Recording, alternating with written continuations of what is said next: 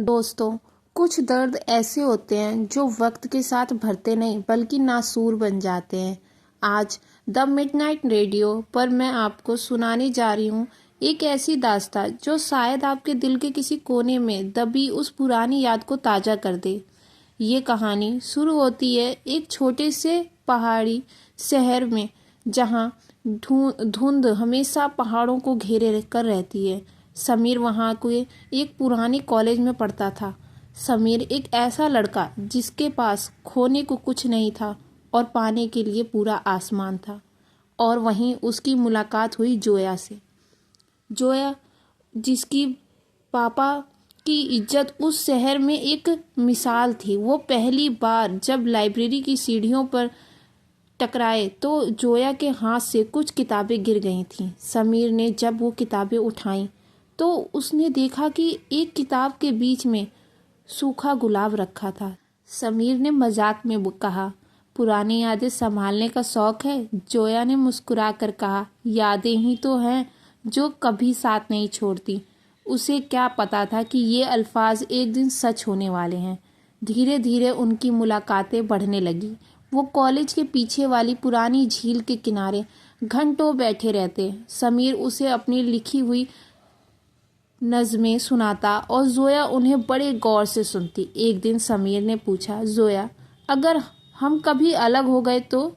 जोया ने झील के पानी में पत्थर फेंका और कहा, पानी में उठने वाली लहर तो खत्म हो जाती है समीर, पर पानी वहीं रहता है। मैं भी वहीं रहूंगी हमेशा। दोनों ने कस्में खाई थीं।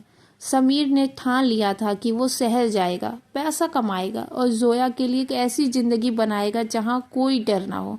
जोया ने अपना एक छल्ला रिंग समीर को दिया और कहा, ये मेरी निशानी है। जब तक ये तुम्हारे पास है मैं तुम्हारे पास हूँ। समीर शहर चला गया। वो काफ़ी स्ट्रगल करता था। कभी खाना मिलता, कभी नहीं मिलता, पर हर रात जोया की आवाज़ फ़ोन पर उसकी सारी थकावट मिटा देती थी। मगर फिर सिलसिला टूटने लगा। एक हफ्ता गुजर गया, जोया का कोई फ़ोन नहीं आया। समीर बेचैन था। उसने हज़ारों बार कॉल किया पर कोई जवाब नहीं आया। हमेशा यही होता था, the number you are calling is switch off. आखिर एक दिन समीर के एक दोस्त का खत आया। उसमें लिखा था कि जोया के पिताजी को उनके बारे में पता चल गया है। उनको दिल का दौरा पड़ा है और उन्होंने जोया से उसकी शादी की कसम ली है। समीर सब कुछ छोड़कर भागा।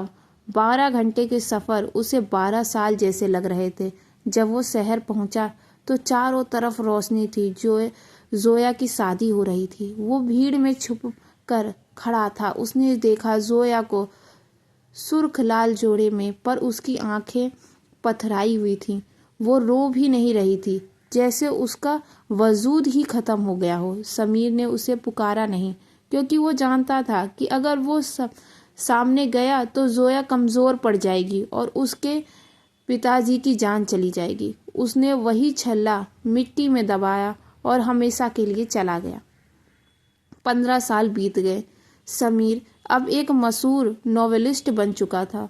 उसने एक से एक बढ़कर कई किताबें लिखी, पर हर किताब की हीरोइन एक ही होती थी, जोया। एक दिन एक बड़े हॉस्पिटल में समीर के एक रिश्तेदार एडमिट थे। वहाँ कॉरिडोर में उसने एक औरत को देखा जो एक बच्चे की व्हीलचेयर पकड़े खड़ी थी। वो औरत थक चुकी थी। चेहरे पर झुर्रियाँ नहीं बल्कि दर्द की लकीरें थीं। समीर एकदम रुक गया। वो जोया थी। दोनों की आंखें मिली। कोई शिकवा नहीं था, सिर्फ बेइंतहा दर्द था। जोया का पति उसे छोड़ चुका था क्योंकि उनका बच्चा चल नहीं सकता था। जोया ने ढेरों मुश्किलें झेली थी, मगर कभी किसी से मदद नहीं मांगी। समीर उसके पास गया और बस इतना कहा, तुमने तो कहा था तुम वहीं रहोगी, फिर कहाँ खो गई?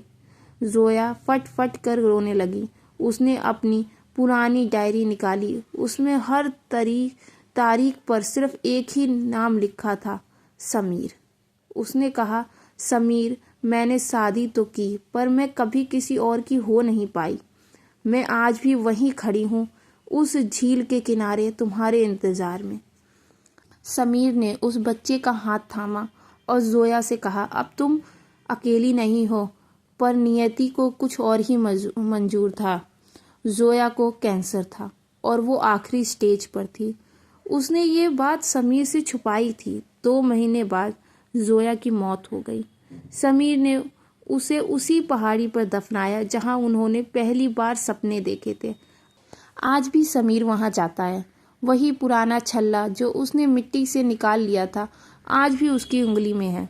लोग कहते हैं सच्ची मोहब्बत मिल जाती है, पर सच्ची मोहब्बत तो वो है जो मरने के बाद भी आपको किसी और का होने ना दे।